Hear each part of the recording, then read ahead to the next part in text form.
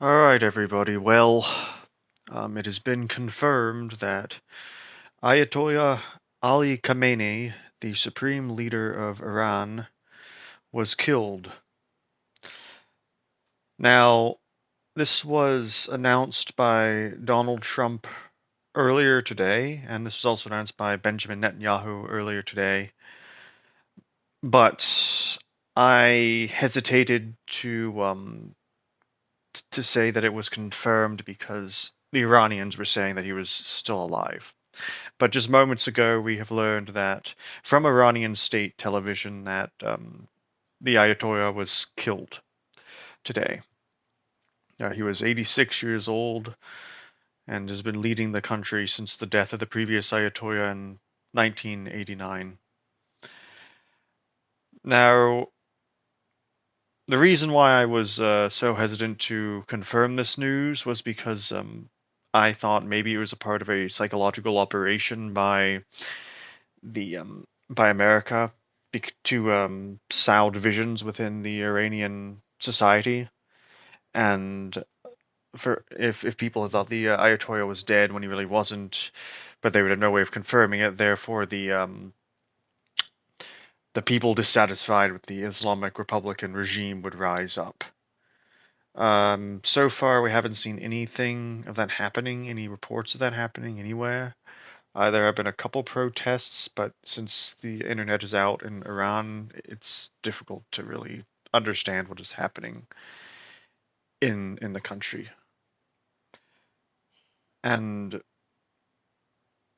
that's what I had thought was going on when Trump and Netanyahu came out earlier today and with that announcement.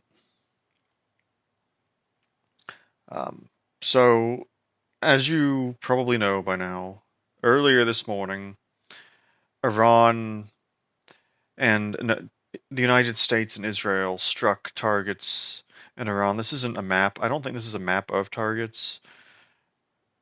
I don't really know what this is. Maybe there are. Maybe it is.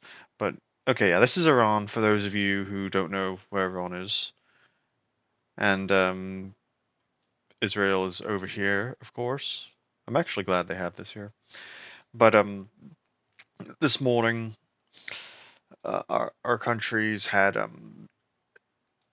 taken on joint operations against Iran, and in response to that, they in return fired missiles and drones at our bases in Qatar, Dubai, Iraq, Kuwait, Saudi Arabia, Jordan, and of course Israel.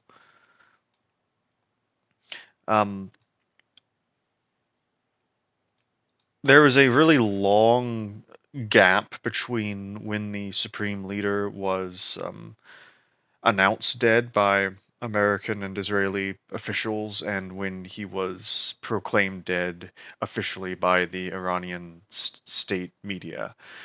Um, I believe that announcement was earlier this morning. Actually, it was hours ago. It was after I woke up at like 10:30 Eastern time, a little bit after that. Uh, but that's when they announced it, and for the past few hours, half a day, I guess, we didn't know anything about the Supreme Leader's um, whereabouts or his condition, and now we do.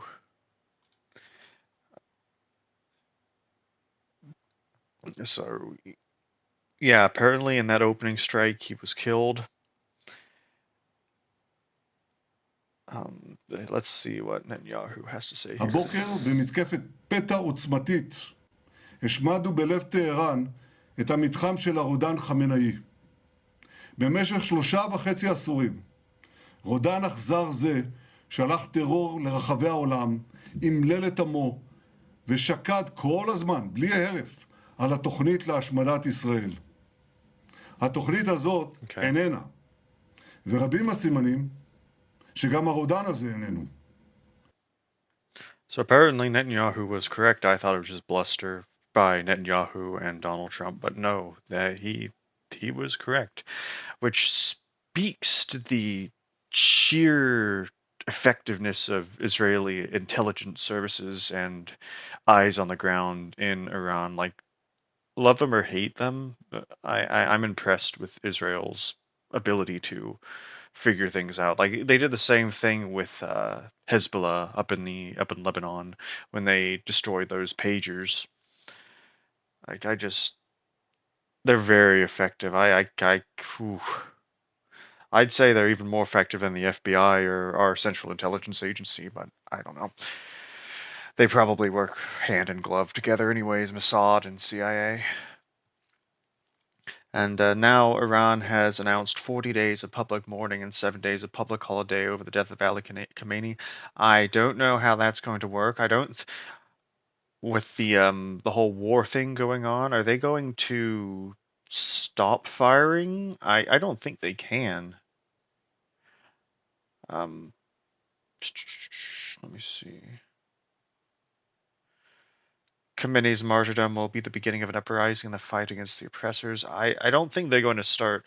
I mean, I don't know if because I remember back when Hezbollah's leader Nasrallah was killed, they had a mourning period and then they had a strike back period. I don't know if Iran's going to cease fire during these 40 days. I don't think we're not going to let them because Donald Trump has already said that we're going to be pounding them throughout the week. I'm assuming that they're still going to be firing missiles and drones during this period. I'd be really surprised if they didn't, because, just common sense. Also, Khamenei's relatives were killed in the attacks. His daughter, son-in-law, and grandchild were also killed in the attacks. Now, let me tell you this. I'm really not on anyone's side here because I don't like Israeli influence in the American government. I'm not a pro-Iranian person either. But what was the point of killing his daughter, his son-in-law, and his grandkid too? Now that just seems like overkill, in my opinion. I mean, maybe they were where he was, and there was no other time that they could get him that they would be gone. But I don't know. That just seems a bit disgusting, in my opinion.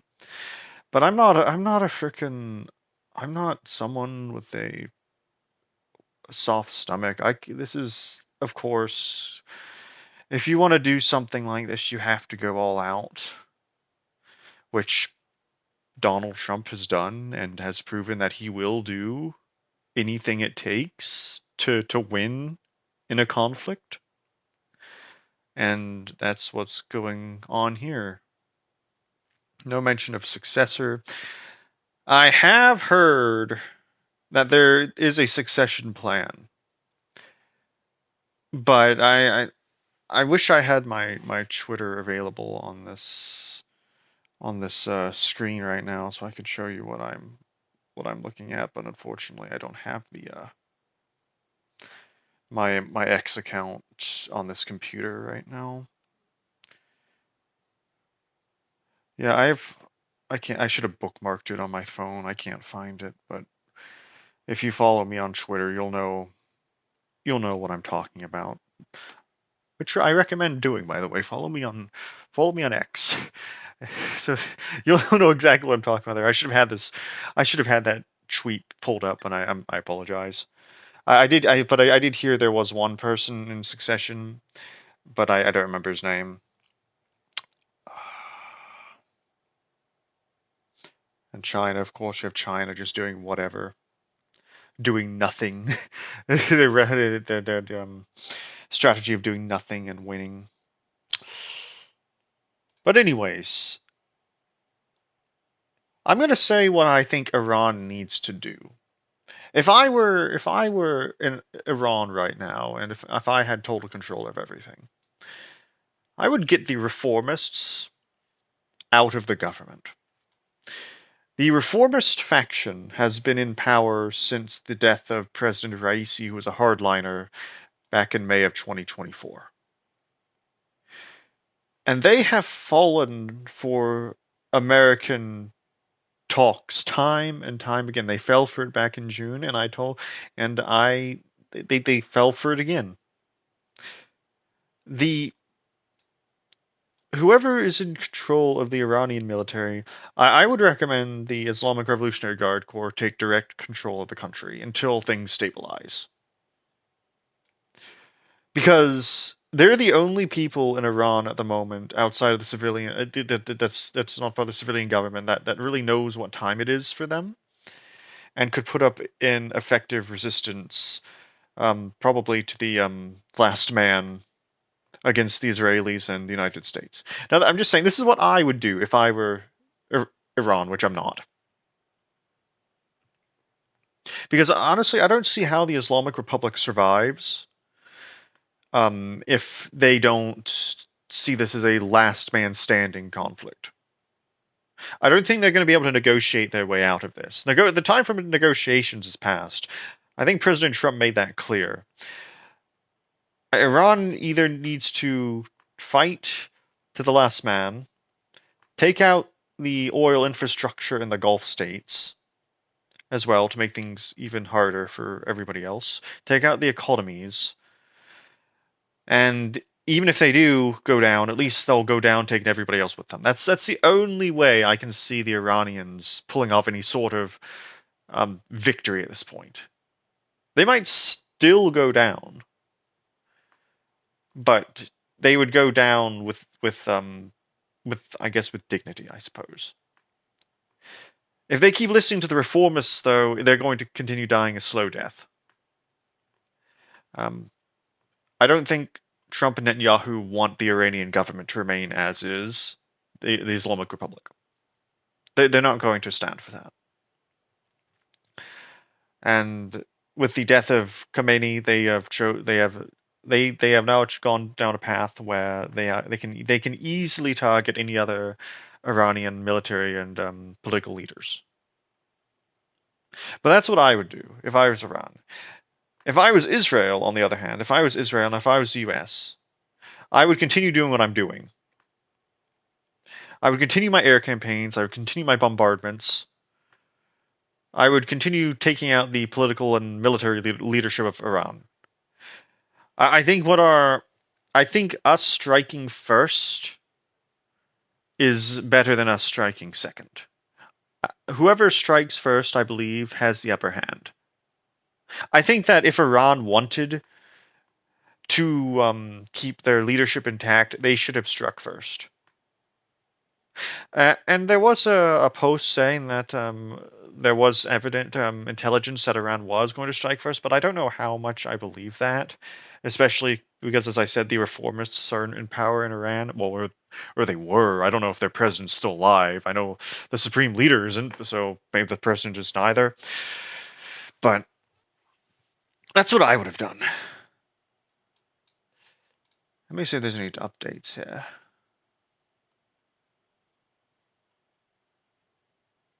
Doesn't seem like it. Hold on. No, nothing's updated. But anyways, I'll keep monitoring this in the next couple days, for the next couple weeks, depending on how long this goes on for. And I will post video updates, giving my reaction, giving my I guess advice to all parties involved. I'm not a military. I'm not in the military. I'm not in the CIA. I'm just doing this because I like strategy, and I think that there needs to be good strategy, which I don't think the Iranians were doing prior to these strikes. Israel and the U.S. made very clear that they wanted the regime gone. But anyways, everybody stay safe out there. Oh, also, just in case, fill up your gas tanks. Because if Iran does go after the oil and infrastructure in Saudi Arabia and the Gulf states, we're gonna be paying a lot for gas. I just did yesterday. Not because I knew this is going to happen, of course, but because I was low on gas, honestly. But I guess I got lucky. Anyways, stay safe out there. Thank you for watching. Please like, subscribe, and share, and have a good night.